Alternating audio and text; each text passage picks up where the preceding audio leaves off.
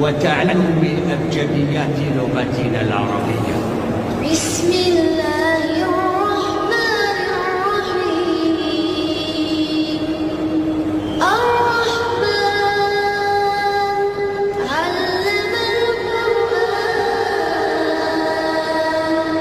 خلق الإنسان علمه البيان. الشمس والقمر بحسبان والنجم والشجر يسجدان. صدق الله العظيم.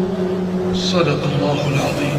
أحسنت يا حبيبي أحسنت. So what we're watching now is the teacher talking about the Quran to the boy in front of his family and setting